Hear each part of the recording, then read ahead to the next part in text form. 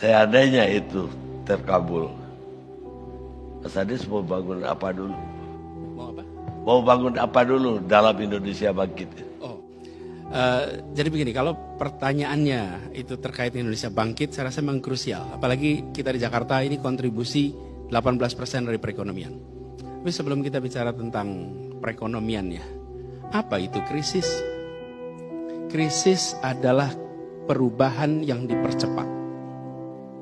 Setiap pribadi mengalami krisis, organisasi mengalami krisis, atau negara mengalami krisis, maka sesungguhnya dia sedang mengalami perubahan yang dipercepat. Itu terjadi kita. Kita lihat saja. Bagaimana ketika pandemi itu dinyatakan tanggal 11 Maret 2020. Pada saat itu dinyatakan sebagai pandemi, kami tanya pada para ahli, ini apa artinya?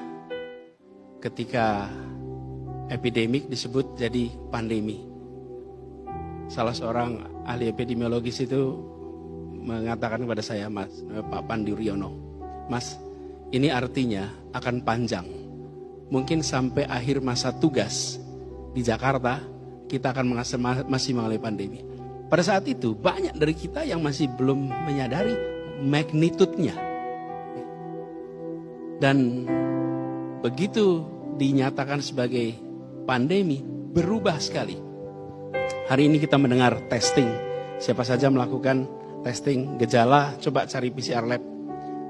Bang Karni, 2 tahun lalu yang namanya PCR itu kita awam, nggak tahu itu apa. Oke?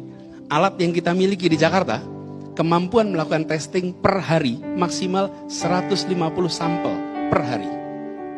Muncullah krisis ini. Pak, begitu muncul krisis, langsung kita harus mengubah. Dulu alat ini dipakai untuk riset. Karena itu kapasitasnya kecil. Sampel-sampel untuk riset. Mendadak dipakai alat diagnosa. Diagnosa untuk ukuran penyakit yang kolosal. Berubah cara kita mengelola. Langsung dilakukan penyesuaian-penyesuaian. Dan ketika perubahan itu dilakukan yang sangat cepat, yang menjalani belum tentu merasakan atau memiliki kesadaran bahwa dia atau kita sedang menjalani perubahan yang dipercepat. Cuci tangan, higienitas, kita tahu tulisannya. Tapi begitu ada pandemi, kebiasaan cuci tangan muncul. Hand sanitizer di mana-mana. Mendadak yang namanya bersih itu menjadi sesuatu yang harus dikerjakan.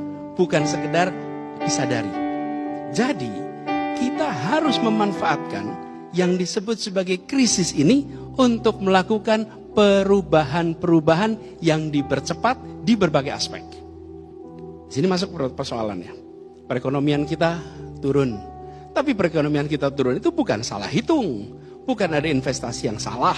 Bukan ada kebijakan yang salah. Tapi ekonomi kita turun karena mobilitas penduduk dibatasi, interaksi antar orang dibatasi, sehingga transaksi yang sifatnya langsung turun. Tapi transaksi yang tidak face to face mengalami lonjakan.